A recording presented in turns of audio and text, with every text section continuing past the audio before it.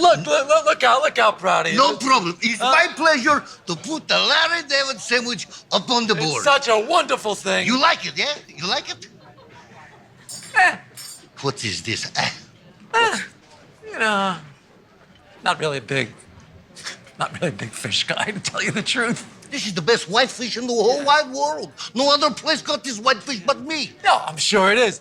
But I'm more of a, pastrami corned beef kind of guy. Could I get a pastrami corned beef thing? You are the whitefish sable.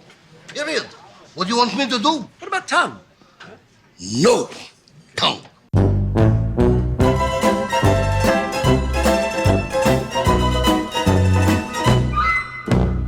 Hi, Jeff. Hi, Susie. Very much looking forward to this season 5. It might be my favorite season of all of them. It's one of. I know what you're saying. And these 2 episodes are sort of like, they're not even a run-up.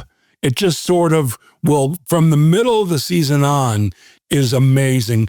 And maybe our favorite scene ever in the history of crib. So here we are on season 5, episode 1, the Larry David sandwich. Yes. And it starts off with Larry swimming in the ocean, having a somewhat near-death experience. He's drowning, and he stumbles onto the beach. And by the way, I want to say the drowning scene is very believable. Very believable. It's shot beautifully. And that must have not been fun to shoot for him. Well, by the way, if there's a bigger sport that I've ever worked with in show business, I don't know them. Because you had a scene, is it in this season? What? No, it's in a later season where you had to go into the ocean. I remember that day. Yeah, with the Statue of I'm saying Statue of Liberty because we filmed where Charlton Heston at the end of Planet of the Apes looks up and says, no, it's the Statue of Liberty. Dear God. But that's exactly where we filmed. Exactly. Oh, I didn't know that. Yeah. Right at Point Doom over there. You know who pointed it out to me was David Bendel. Yeah, because he and I are freaks for that stupid shit. All right, keep going. So Larry's having his drowning, and then he stumbles onto the beach, and then we hear him telling the story at a party, and he's talking about that he had a near-death experience. And somewhere, I'm not religious at all, I said, God, help me. And I'm deposited right on the beach. Oh my God. I went swimming that day. For some reason, something drew me to the water. Why, I don't know. It sounds like a baby drawn to the nipple. You know what I mean? Or, an adult's drawn to the nipple. Either way, right? You know what I think, Was Larry? that divine intervention? Yeah. Unbelievable, Larry. That's unbelievable. Is that not divine intervention? You know what I think, Larry? Huh? I think this happened for a reason. Yes. Mm-hmm. Yes, I think so too. It happened for a reason. Now maybe you'll start to be more respectful to people, treat people better. Respectful to people. Larry, What the hell? Fine, whatever. I respect people. I'm very nice to people. Yeah, fine. He said, God help me, and something drew him to the water. He didn't know what it was. It was like a baby drawn to the nipple. And it was a divine intervention, and suddenly he's very spiritual. And we're sitting there, you and I are sitting with a bunch of other people, extras, listening to this. Yeah, but you're questioning. I don't think I say anything in that scene by choice, but you say to him. I said, you know what, Larry, maybe this happened for a reason. Maybe you'll be more respectful of people in the future.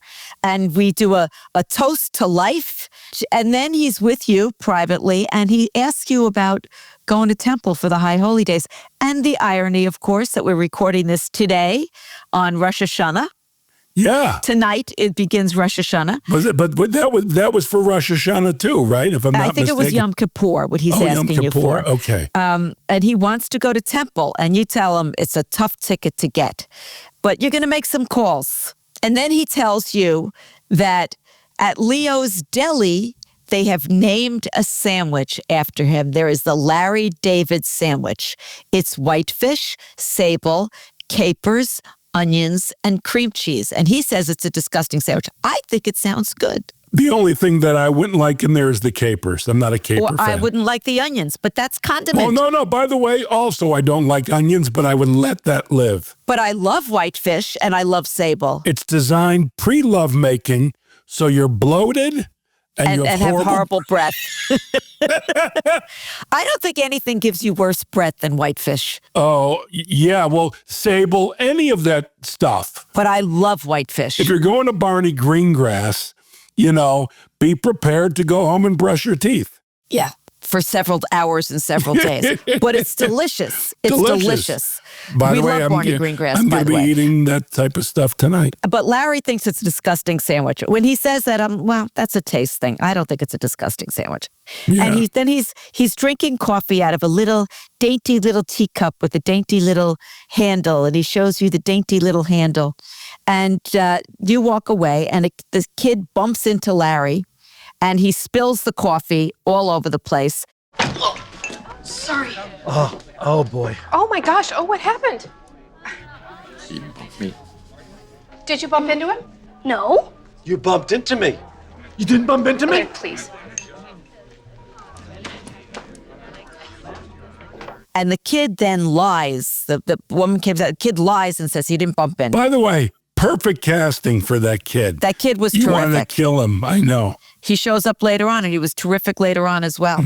And then Larry wants to go, and I object to this because we carpooled. We with them. carpooled, And which is a very funny runner. I mean, I think even in that moment, if we didn't repeat it, that is just funny on its own. Because that's a premise that I'm sure many people have gone through, where you're the driving people, you want to leave, other people don't want to leave.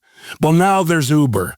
So now there's Uber. Uber really changed my life living in LA. Not so much New York, because we always had cabs everywhere. Right. But in LA, Uber really changed my life, that I didn't have to worry about driving everywhere. By the way, whenever I go to the Comedy Store or the Improv or the Laugh Factory, parking is such a pain in the ass that if I'm going to go do a set, I take an Uber. You take an Uber. It's not far from your house. Yeah. And also, you and I don't drink, so that's not an issue. But for drinkers, it's a huge thing. Don't drink. Don't smoke. What do? I nap. You laugh. I laugh. I create laughs for others. I just woke up from a nap, actually. I'm a little bleary-eyed. So then, I'm upset with them that they leave, whatever. And then we cut to Larry and Cheryl are having sex. Don't answer that. Actually, that might be Jeff calling about I the temple tickets. don't care. Huh? I don't care. Come on. No, this is kind of important, though. Well, he'll call back. No, I'm really... I told him to try and find out. Hello? Hey. Oh, hey. Made some calls, but no go on the tickets. Oh. Yeah. What a bummer. Yeah, I'm sorry. But you know what? You can always try for a scalper. Really? They got scalper tickets? They usually do. Huh. Yeah. Expensive? I have no idea. All right, I'll get some scalper tickets. Get some scalper tickets. We'll just go down there and try and get some. Yeah. Okay, thanks for trying. Sure, man. I'll talk to you later. Okay. Bye. Get off. Well, all right, let me say something here, okay? Because I know what the purpose is. I know what you're going to say. Go ahead. No, I'm very uncomfortable with that scene. I wouldn't even be in the room. Larry and Cheryl having sex is like you and, although we do funny ones with you and I having Ours sex. are never serious. No, they're hilariously off. Anytime you and I are in bed together, it's funny. I think with normal circumstances, like they're making love and it's interrupted. I'm so uncomfortable with Larry and Cheryl making love. I'm just saying. I understand. Yeah. It's not really a comedy premise. No. But this works for a reason, because there's a reason point to it, which I get, but there's a little too much moaning for my taste. Well, and Larry says, call me Mr. Tibbs. By the way, the only time that I ever had sex was actually off camera with Catherine O'Hara. And I remember we recorded that in the laundry room in the house, but me standing in front of my, one of my idols, true idols, moaning and fuck me fat man and all that, fat boy and all that going back. No, it was like I was having fun. So was she, because there is nothing sexual. We're laughing. And you were fully clothed. Yeah, so nobody wants to see me having sex. I think a lot of women want to have sex. Or me, Jeffrey, or me. No. And I have no interest in having sex with anyone on camera. Well, no, why would you? But the point is, every time Larry and I go out to dinner, although not now because he's married and people know it, but before he was married, we'd be in a restaurant in New York and he would go to the bathroom. This happened numerous times. He'd go to the restroom and then women would hand me their number to give to him. I mean, so much. So I know a lot of women have crushes on him. So maybe they like seeing it. I once had a woman, she waited for hours for me at the dressing room to give me a letter to give to Larry David. Okay. Oh my. And she just said to me, and she was a very Jewish, about his age, a little overweight, whatever. And was she wearing two questions? Did she have a beard? And was she wearing an Abe Lincoln hat? And would you refer to her as a handsome woman? She was not unattractive, but so there was no woman, way. Not a handsome woman, but not an ugly woman. Because, by the way, not ugly, but unattractive women who really take care of themselves. Everyone calls them handsome. A handsome woman.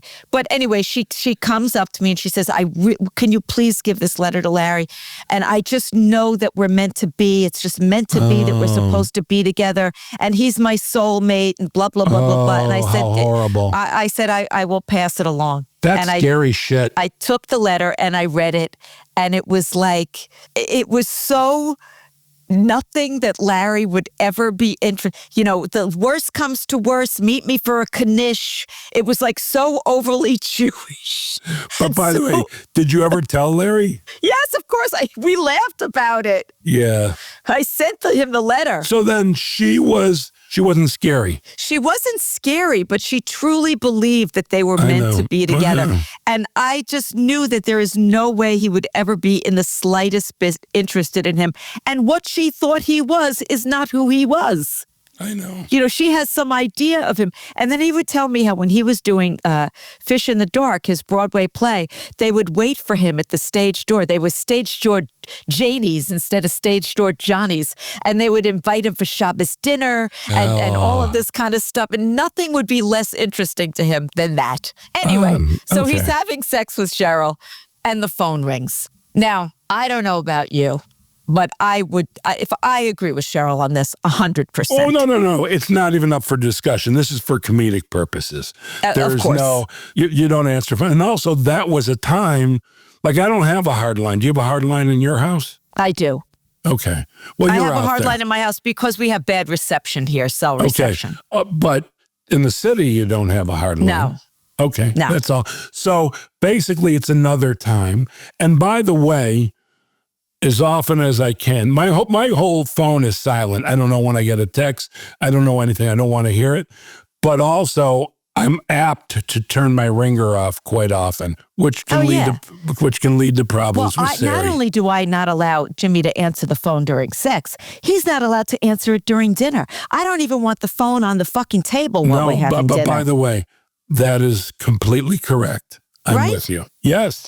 Be present. And by the way, this excuse is such a bullshit excuse. He has to answer because it might be Jeff calling about the temple tickets. Like he couldn't talk to you about that 20 minutes later when they were done or an hour later. No, it's a bit goofy. Anyway, so Larry says it might be Jeff calling about the temple tickets. I have to answer. And it is Jeff calling about the temple tickets. And Jeff tells him, no go. Couldn't get the tickets. Try for a scalper. Yeah. Try for a scalper. By the way, that's always been, I think any funny Jewish comedian had that joke in their arsenal. About a scalper? Yeah, because when it's sold out, Yom Kippur, I used to make jokes about if there was a scalper out there, right by the rabbi, right by the cantor, and here we do it in the show. But I don't think, the way Larry did it, I do think is original because there actually was a scalper and how they negotiated. I never heard of a scalper for Holy Days. No. It's a joke. But I'm saying I've thought of that there should be a scalpers outside with the tickets. Does not really exist. Not to my knowledge. I wouldn't know. I've never been to Temple. I don't know. There's Temple members who maybe sell it to other Temple members or even for a profit. I don't know. Can you get it on StubHub? I would not say StubHub. But Larry was the first one to actually play it out, and it was hysterical. And the other thing I noticed, you mentioned Hardlines, that both you and Larry are in Hardlines in that scene. Well, it's amazing how much the world has changed. That was 2005-ish, I think, or 6. So that's 20 years ago. Yeah. Which is Less, weird. But yeah. And then Cheryl says, get off me, really nasty. And she's pissed. And Larry goes, oh, mustn't interrupt the sacred intercourse, and carries on. Which, by the way, I love when he does that. I love that stuff, too. Yeah. It's so funny. Yeah. It's so funny. And it's true. Yeah. You know, there's, especially when you're married, and it's not like you're just like every now and then you get to have sex. You can have sex whenever you want when you're married. That's the beauty of it. Yeah. So if you live alone, sure. But do you want to have sex all the time? If you do, good for you. I'm a good 2 times a week. But that's not my point is him talking about the sacred intercourse. I know. That's funny, though. Yeah, and yes, very you funny. can do it anytime you want. Which takes away a little bit from it. Well, it takes it's something is always more exciting when it's not readily accessible. All right. Well, I'll make myself not readily accessible. Yes, exactly. Okay. Play hard to get. Oh, boy. Then we are at Leo's Deli, and he's there with Nat. And Nat loves his father, Shelley Berman, who plays his father. And Nat loves the sandwich. This is some sandwich. And as he tells him, it's the first time he's really quelled over him, which is a really sad thing to me.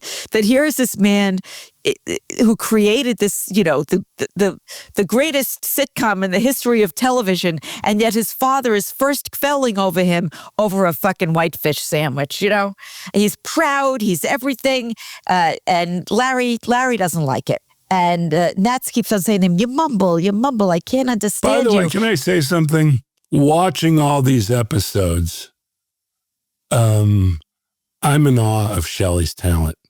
He just dove into that character. He did. And he was that character. And that's not the way he talked off screen. He close, but that wasn't it. And he also wore a hairpiece. He told me that if the garbage man rang his bell, he'd go put the piece on. He put on the toupee. I'm so happy that he got that he was on the show. Yeah. Well, he was perfect casting. I'll talk about it more later. And then Leo comes up. Leo is played by Ed O'Ross. And Leo is a big guy. And he gives Larry a big bear hug. Big bear hug. And he shakes his hand and he hurts his hand. You like it? And Larry says, in that Larry way. What is And Larry's, I'm not a big fish guy. Can I get a pastrami? What about tongue? And he wants to switch with Ted Danson. And Larry sits down. He says, That guy almost broke my hand with that shake. You don't whisper to me, please. I said he almost broke my hand with that handshake. Little time, once in a while, if you're pleasant to people,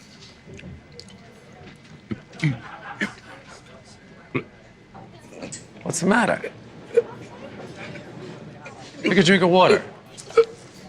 and all of a sudden, Nat is choking. And we see something's wrong with him. It looks like he's having a stroke. And then we see the EMTs are there. And Larry's going to go follow the EMTs. But he runs back and grabs a huge handful of mints. No, I don't understand. Because of the sandwich. Right. Because when I was watching, I was so confused. Why is he grabbing the mints? But also, because of the sandwich. He's going to, and his father's been wheeled out. So I'm a bit confused. He didn't eat the sandwich. I don't know. All right. It didn't make complete sense to me either. Yeah, okay, but Leo, but part of it is that Leo sees him take the mints because Leo started to get pissed at him. Yes. And he sees him take the mints. Then Larry is in the hospital. He's talking to the doctor. I forgot the actor who plays the doctor, but he was terrific. What's his name? Tina Louise. And then the doctor tells him that his father had a mild stroke, but he's going to be fine. It will require some surgery. And Larry tells the doctor about the sandwich and that he can't stand the sandwich. And he wants to know, did the sandwich cause the stroke? And the doctor says it's possible if a little bit got stuck and he's choking, it could have raised his blood pressure. and caused the stroke. And then the doctor tells Larry he's a big fan of Seinfeld. And because he loves Larry so much and he's such a big fan, he's going to do the surgery himself. And he's also a golfer, we find out. That's when we fade out because we know what's coming. Of course. Do, do, do, do. And then Larry is at Nat's bedside and he's complaining about the sandwich. And Larry's like, what stinks? So you want a mint? So maybe that's where the mints come in. You know, the other thing is, Jeff, you know, because this is so long ago, we don't always remember what might have been cut out that would have been explanatory. It wasn't bad in that season. Later seasons, to me, we had to cut. I think we could every episode add 10 minutes. But I like cutting it down. But we could easily, there's 10 minutes of really good stuff. Well, in later episodes, we you know, they were much longer. Yeah, I'm saying this is still when it was short. These early episodes were a solid 30. Later on, that changed. Yeah. And then Matt is trying to speak, and he's having difficulty, and he calls Larry closer. Adopted? Adopted? I'm sorry. Did you say I'm I have to adopted? ask you to leave the room. Okay. Now. Okay. You're Adopted? going to have to leave now. Let's go. Dad, I'm adopted? Come on. Larry's like, what? I'm a doctor? I'm a doctor? I'm a what? I'm adopted? And then you see, he's like getting thrilled. I'm adopted? And then the nurse tells him he has to leave. And Larry's giddy. He's running down the hallway. I'm adopted, which I think is such a funny scene. How happy he is to hear that most people would be devastated to find out that we're adopted. He was thrilled to find out he was adopted. And next he's with you. We're at a sitcom rehearsal. You and Larry are off stage, and it's a sitcom rehearsal. Ted is rehearsing a new pilot that he's shooting, and Larry is telling you he always suspected he had nothing in common with these people. The only thing he had in common with them was his penmanship. Which, again, I don't know. I laughed when we filmed it, I'll tell you that much. I laughed. He does look like his father. I mean, you know. No. But for the purpose of the season, he thinks he's adopted, which is great. Yes. And Jeff says, maybe you're not adopted. He just lost oxygen because of the stroke and he didn't know what he was saying. And Larry's like, don't ruin this for me because he's which, so thrilled. Which, by the way, is the truth. Of course it's the truth. Yeah, I know. And also, it's such a flimsy premise because he's not really sure he said he was adopted. I mean, I love the storyline, but he's not really sure. Well, he has to investigate it. He's hopeful. He's hopeful. He's so hopeful. Yeah. He's so hopeful that these nutty people were not his parents. The mother with the tattoo on her ass and Nat, you know. But come on, penmanship is what is the through line? Okay. Only Larry would think of that. Well, only Larry would think of a lot of things. And then Ted comes over and Larry can't shake his hand because his hand hurts. And then Ted complains about the pilot and Larry tells him about the sandwich. And he's like, I'm on the board. And then, you know, we find out Ted doesn't go in there that often. And Larry's like, I'm not a fish guy. Would you like to switch? And he says, you know, I'm not a fish guy. I'd like to eat my own sandwich. And Ted says, yeah, of course I'll switch. Then he says, what's a sandwich? Just so if anyone asks me, what's in my new sandwich? Oh, okay. It's, you got whitefish. You know whitefish? Whitefish? Whitefish and sable. What is sable? Sable, it's a fish. It's a fish like a whitefish, same as smoked fish. Smoked fish, yeah. You have two fishes, yeah, but they blend very well together. They're like Siamese twins, whitefish and sable. What else is in it? No condiments? Cream cheese. There's some cream cheese. It's Capers. there may be some capers. I'm not sure. If you don't like them, you can brush them off. That's not a big deal. Onions. Yeah. And you're very funny in this scene. You're very funny but in a very minimalistic way. Very minimalistic. I throw out the it goes like timing. this. It's like this. It goes whitefish, sable, two fishes, and then you're like cream cheese, capers, onions. You keep on making it worse and worse. Innocently. But capers are worse. But what I love, and over the years it hasn't happened very much, and I think he even cut a scene in the hour special, if I'm not mistaken, where he screams at me. He screams at me a couple of times in the show. And I always thought it was funny. He didn't like it. But when he gives me dirty looks, which didn't happen enough for me over the course of the show, I think it's hilarious when he's frustrated. It is. And this is one scene. And then Ted says, that sounds awful. And Ted says, mine's turkey, coleslaw, Russian dressing. It's a classic. Now it's herring and Jeff, and you add again and capers and onions. Like, you're clueless. You're completely clueless to what's going on in this scene. And Larry's like, it's not herring. And then Ted's like, one tastes good, one sucks. And he refuses to switch the sandwiches. And again, you're like, capers, onions. It was very funny. It made me laugh. Next, we are in Temple. And the scalper is there, who is Paul Ben Victor. But he's a great actor. Great actor. He was in season 2 of The Wire. I was just about to say that. That was the dock worker one, right? Yes. And my friend Chris is in that episode, who I think played the foreman of the dock, in charge. Okay. Actually, not my favorite season of The Wire. I thought it went off the track there on that season. But I love Paul Ben Victor. I think he's a terrific actor. And we will agree to disagree about that season of The Wire. You like that season? No. I like every season. I love the show. The best season of The Wire was the one with the kids, the school stuff. Well, that's how I felt. I felt like it went off track on that one. That was an actual, for me, a perfect season. That was so moving and interesting. But The Wire, by the way, I can honestly say, my all-time favorite TV show. And I would tell our viewers, if you haven't seen it, watch it. It holds up. It holds up, and it's brilliant. It's brilliant. I mean, thank God, David Simon. God bless you, man. Great work. It's a very... It stays with you, that show. It's a very moving show. Yeah. Okay, back to Paul Ben Victor is playing the scalper in front of the temple, which the whole, it's just a funny concept.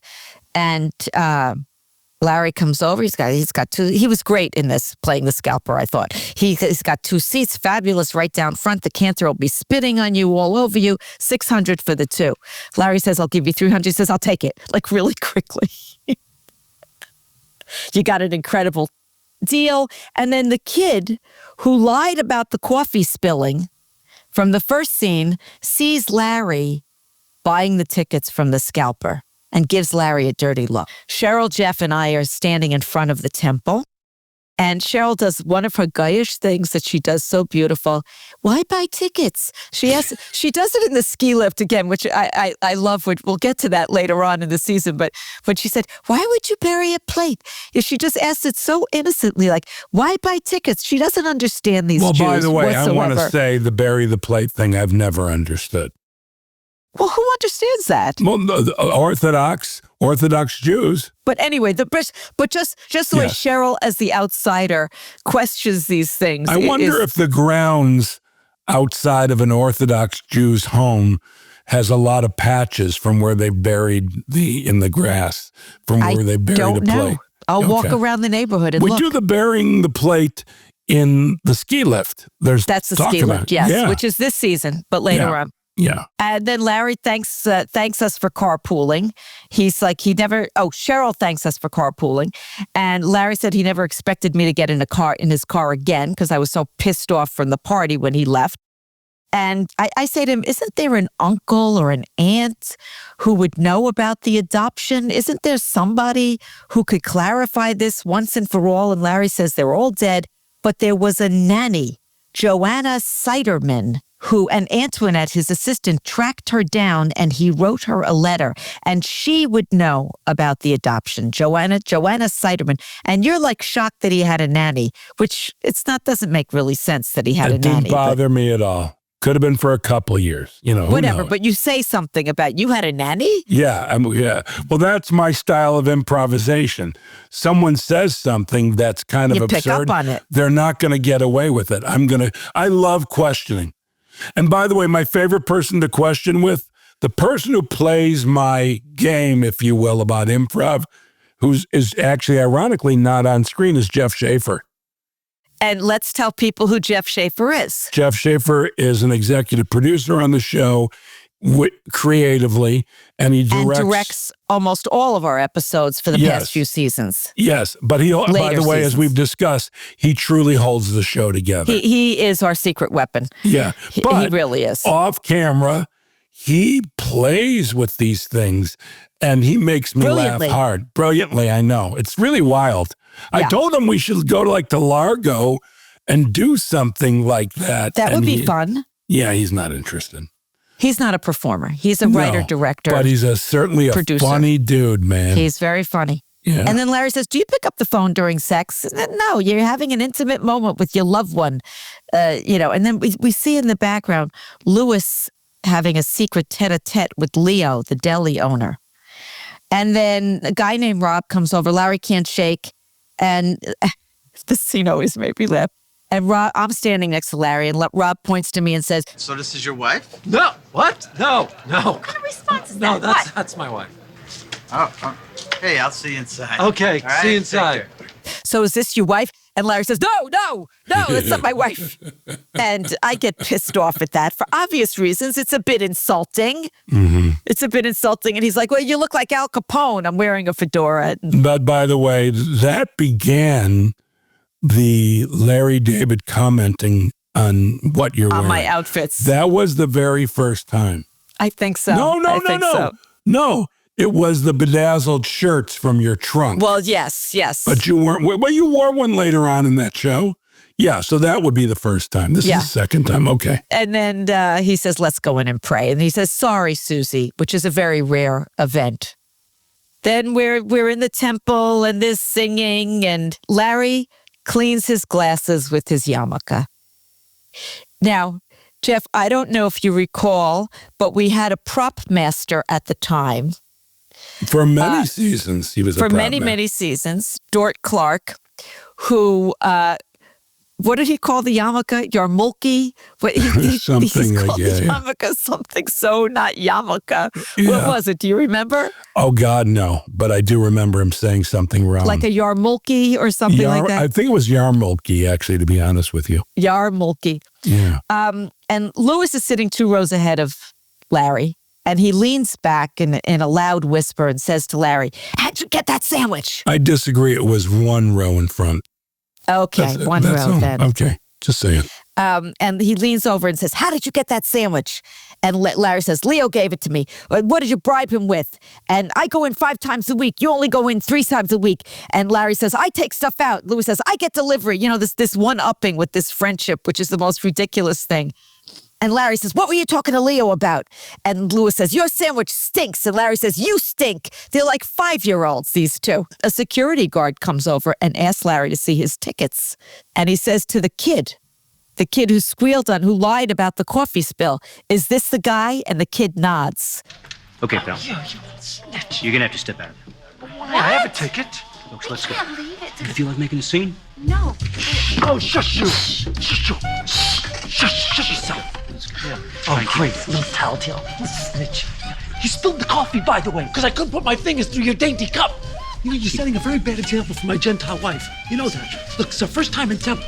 And he's got that bratty little look on his face. This kid was good. No, he's perfect. He's like way out of he's like a bad kid from the Little Rascals. Right. That's what he reminds me of. And everybody starts shushing. And Larry says, he spilled the coffee. I couldn't get my fingers through the dainty little cup.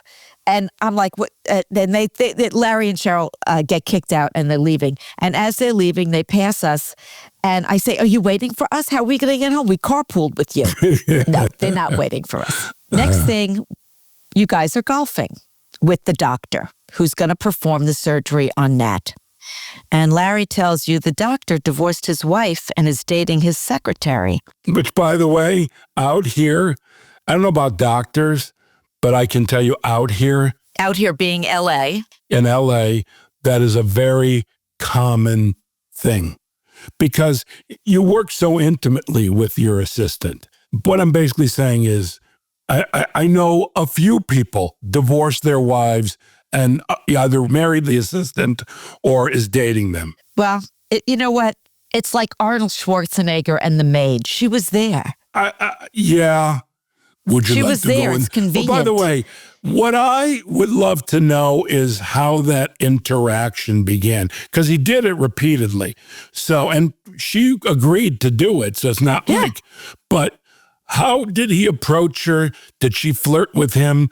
My curiosity has suddenly gone up again on that situation. Then you asked Larry if he's heard from the nanny. And he says no, he wrote her a letter, but he hasn't heard. And then you see the doctor is doing his putt, and he's got the yips. His hands are shaking.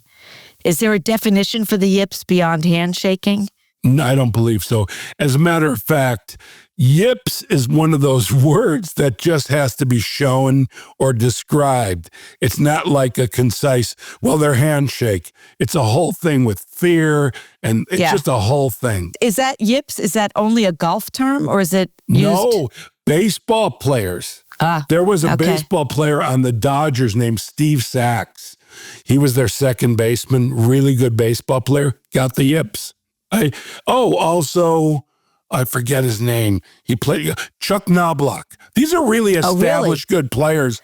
And then the Chuck yips Knobloch was a Yankee. I remember Chuck Knobloch. But he had the yips.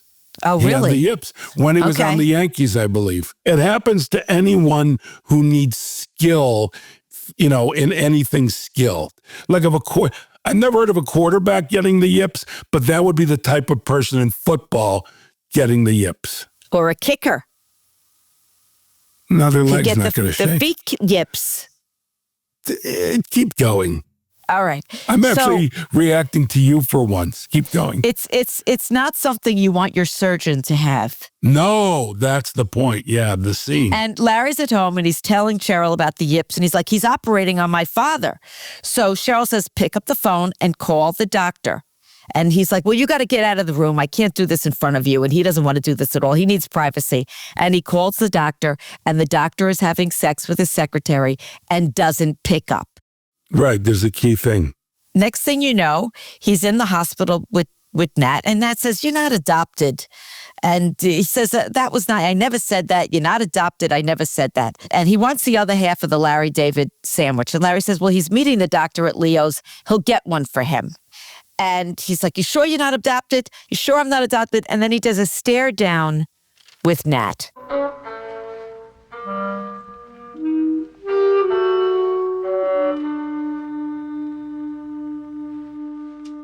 Which I thought was a very excellent stare down. Okay. Nana wasn't an excellent stare down, but those two looking at each other, I said to Sari, I go, no exaggeration, two comedic geniuses of all time are doing this.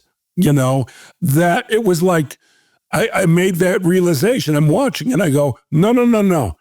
These two people are reasons that I went into comedy, and my inspiration from them. I mean, people don't know Shelley, I think, won the first Grammy of a comedian. He might have been the first guy to play Carnegie Hall. He had a lot of firsts. Yeah, he had a lot of firsts. I don't know. I can't keep track. But anyhow, that was an awesome, that might be my favorite stare down for a myriad of reasons. It was a good one. Yeah. It was a good one. And Larry says, we're going to see what Mrs. Siderman has to say about it. And he goes to Leo's Deli and he orders a Larry David sandwich to go. And she says, we don't have that sandwich anymore. They changed the name. It's now the Richard Lewis sandwich, the Whitefish Sable. That it's written on masking tape. Right. Covering up the Larry David. Yeah. And we see Lewis is at a table with a bunch of comedy buddies laughing it up. And Larry approaches. You stole my sandwich. I saw you talking to him outside the deli. And Lewis says, I always talk to people outside the temple. And Larry's like, you were so jealous. A little piece of information for you. I'm adopted. And he throws it out to him. And so it's such a great thing. And Lewis says, bullshit. And he says, I'm not part of those two nuts. Those two nuts are not my parents. And Leo is listening and overhears. And Lewis is clearly jealous that Larry's adopted. And Leo comes over to him and says, I adopted too. You are my brother. You are my adopted brother. You can have any sandwich you want. And Larry takes the Ted Danson sandwich. Right.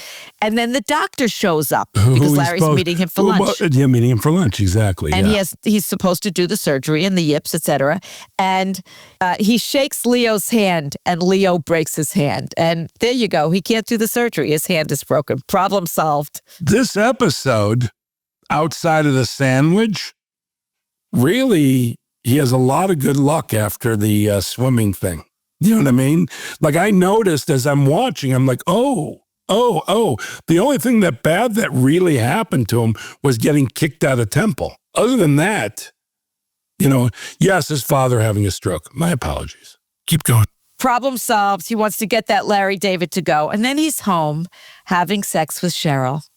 And again, and the phone rings and she's like, do not even think about it. He says, but it might be a call from Mrs. Siderman, my nanny. And she says, do not pick up that phone. By the way, who can continue to have sex when a man says the two words, my nanny?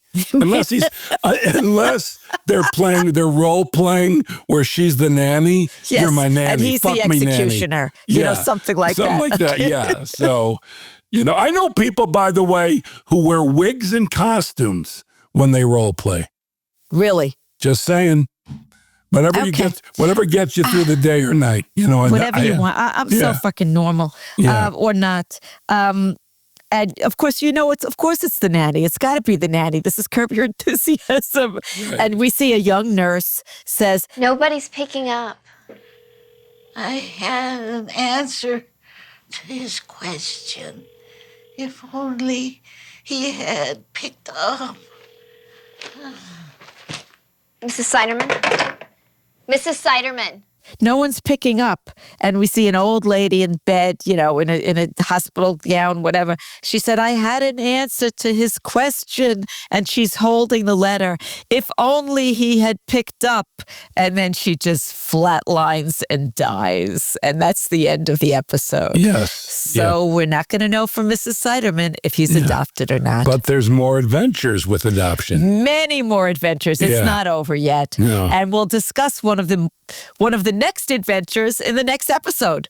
Episode 2. So if you want to watch it, season 5, episode 2. And we'll see you next week. You know what? We never even mention that the best way to enjoy this is having watched the episode before you do this. And I love that season 5, I'm saying that's the best thing to do. Well, you know why, Jeff? Because we have respect for our listeners, and we think they're smart enough to know that. But by the way, to be totally honest with you, much respect to Curb Your Enthusiasm fans. Absolutely. I agree. The smartest fans in the world. Yeah, I love when I'm playing to a room full of Curb fans. But what I actually make fun of the people that go with the Curb people, just trusting them. Yet they have no idea what Curb is. And you can always see them in the audience. Always. And I love it. I'm not mean to them. There's also a certain sensibility of a Curb fan. Curb is not a comedy that everybody likes or gets. It's also that thing that used to make me angry when people don't have a sense of humor. What do you think? Do you think that's innate or do you think that's learned? Oh, it's totally innate. It's not I learned. agree. And, maybe a miserable person, if they got their shit together and did the therapy and stuff, I think a person like that might gain. I always tell my kids, take what you do seriously. Don't take yourself so seriously. And I think we're living in a time where most people take themselves too seriously, and the other people are grasping at straws looking for comedy. That's my opinion. Well, there's a reason why we like to hang out with comedians. Oh, I don't know if I ever told the story. I'm at, what's her name's house? It's a party, and I'm there with Marla, and Larry comes in, and he sees me, and you can see the bounce in his step. He comes over and he says, thank God you're here. Thank God you're here. I've had that experience with him. Right. But no, where he grabbed me and said, don't leave me. This is brutal. Stay by my side. Yeah, no. By the way, comedians do that. And I've always told people, if you're easily offended, don't hang around with comedians at a funeral. We say the worst possible things. Not in a mean way, but there are tons of jokes under that subject that people would go, why would you say that if they didn't have a sense of humor? But it's almost like comedian humor. Yeah, well, comedian funerals are notoriously hilarious. Yeah. So. Yeah. All right, Hopefully, I love you. we're Let's not move at on. anyone anytime soon. There've been Thank too you many. for those kind words. All right, and sweetie. we will see you next week. Next week. Thank you for listening. Bye. Bye.